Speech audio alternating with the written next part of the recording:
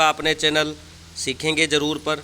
जैसा कि आपको पता है हम बीएड फर्स्ट ईयर की इम्पोर्टेंट क्लासेस को करा रहे हैं, उसी कड़ी को आगे बढ़ाते हुए आज मैं यूनिट 3 का फर्स्ट क्वेश्चन लेकर आया हूं, जो कि इम्पोर्टेंट है और सभी यूनिवर्सिटी में आता रहता है।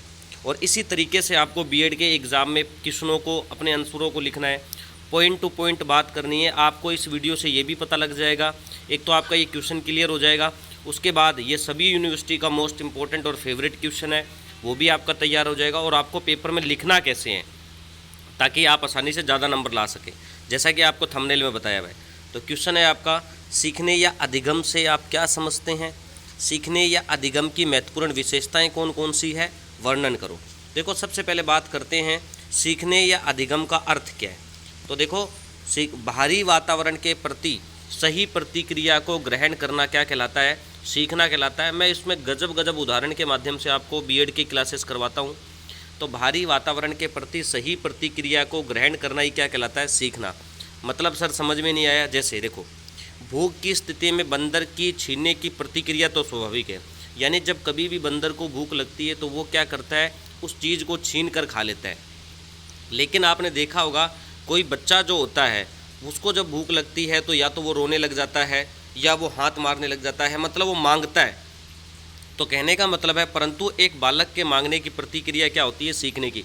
अब देखो, दोनों ही बंदर और अगर आप बालक को कंपेयर करो तो जिस चीज़ को बंदर छीन के खा रहा है, अपनी भूख को मिटा रहा है, बच्चा उसी चीज़ के लिए क्या कर रहा है? मांग कर रहा है, यानी मांग रहा है। तो यानी कहने का मतलब है, बालक उस वातावरण में रहकर एक दो बार उसने चीज़ को मांगा और उसे दे दिया गया, तो वो ये जान चुका है, बच्चा ये सीख चुका है कि अगर मुझे भूख लगेगी और इस चीज़ को मांगने से मुझे आसानी से ये चीज़ मिल जाएगी। जैसे ही बच्चा रोने लग जाता है तो माँ उस बच्चे को दूध पिला देती है या उसको दूध देती है। तो आप ये देखते हैं बच्चे की एक स्वाभाविक प्रवृत्ति बन जाती है फिर तो कि वो क्या करने लगता है, उस चीज़ को मांगने लगता है। तो कहने का मतलब है, एक तरीके से सीखने का मतलब होता है व्यवहार में क्या होता है, उसके परिवर्तन आने लगता है। अतः सीखना एक प्रक्रिया है जिससे व्यवहार में क्या होता है, परिवर्तन आता है। ठीक है। तो देखो, वुडवर्थ ने सीखने को क्या कहा है, अधिगम को क्या कहा है? अधिगम नए ज्ञान और नई अनुक्रियाओं को ग्रहण करने की क्या है, एक प्रक्रिया है।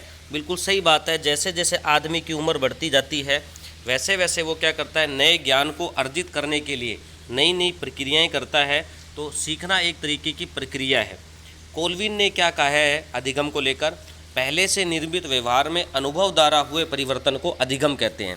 एक छोटा सा एग्जाम्पल बताता हूँ मैं। जैसे कि मान लो कोई आदमी किसी काम को पहली बार कर रहा है, ठीक है, उसने कोई ना कोई कमी छोड़ दी, लेकिन अगली बार वो उस काम के प्रति जो कमी छोड़ी है उससे उसने सीखा और अगली बार वो क्या करेगा, उसी काम को जब दोबारा रिपीट करेगा तो उसका व्यवहार कुछ क्या होगा, अलग होगा। तो यानी कहने का मतलब है, पहले से निर्मित व्यवहार में अनुभव द्वारा हुए परिवर्तन को भी क्या कहते हैं, अपने अधिगम यानी सीखना कहते हैं। देखो, अधिगम की विशेषताएं क्या है? अधिगम निरंतर चलने वाली प्रक्रिया है। बिल्कुल सही है। हम जो सीखने का जो हमारा रहता है वो जन्म से मृत्यु तक रहता है। ऐसा नहीं है कि हम सारी चीज़ों को बचपन में ही सीख जाते हैं या सारी चीज़ों को जवानी में सीखते हैं। हमको जैसे जैसे चीज़ों की आवश्यकताएं पड़ती रहती हैं हम वैसे वैसे नई नई चीज़ों को सीखते हैं। अधिगम व्यवहार में परिवर्तन है। बिल्कुल सही बात है। आपको मैंने एक एग्जाम्पल भी बताया, जैसे भूख लगने पर बंदर छीनता है लेकिन बच्चा भूख लगने पर मांगता है, अर्थात बच्चे ने सीख लिया है कि मांगने से क्या है, भोजन मिल जाता है, तो उसका व्यवहार परिवर्तित हो गया। अगला है अधिगम सार्वभौमिक प्रक्रिया है। बिल्कुल सही बात है।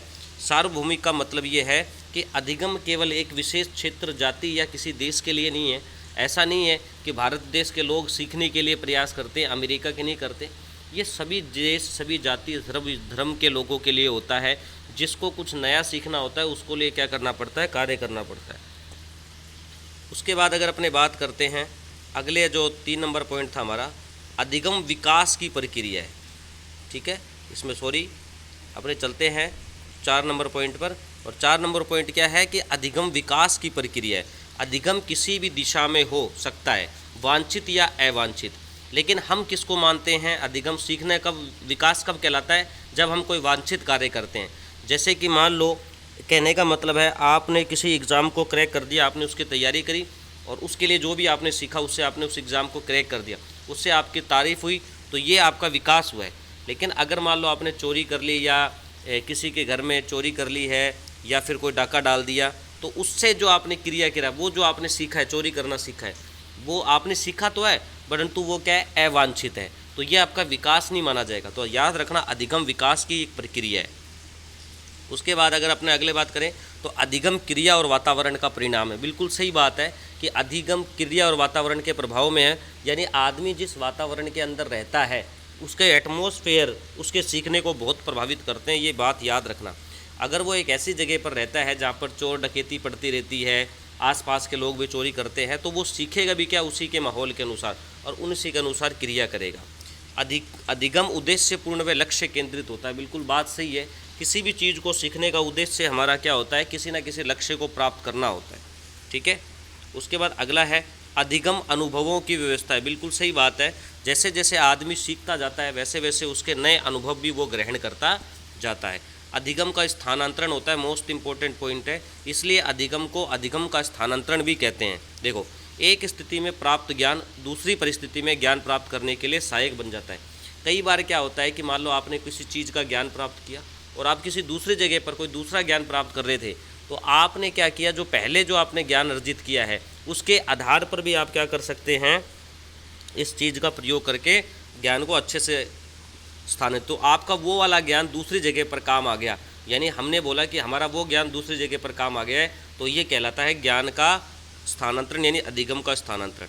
उसके बाद है अधिगम अनुसंधान करता है। बिल्कुल सही बात है, जब आप किसी चीज़ सीखने की चीज़ को कोशिश करते हैं तो उसके लिए जो प्रतिक्रियाएं करती हैं, उसके लिए जो क्रिया करते हैं, उससे कुछ ना कुछ नई चीज़ें हमारे को जानने को मिलती है।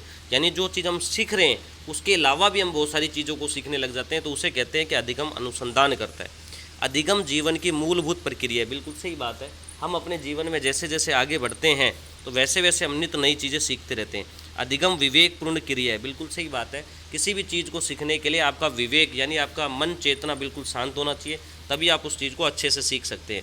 अधिगम सक्रिय व सृजनात्मक होता है। सक्रिय का मतलब है आपका एक्टिव रहना किसी भी चीज़ को सीखने के लिए बहुत ज़रूरी है, और सृजनात्मक का मतलब होता है क्रिएटिव, आप उस चीज़ को सीखने के लिए कितने तत्पर हैं वो भी आपका क्या कहलाता है, उसमें भी अधिगम यानी सीखने को प्रभावित करता है। तो ये कुछ अधिगम की विशेषताएं थी।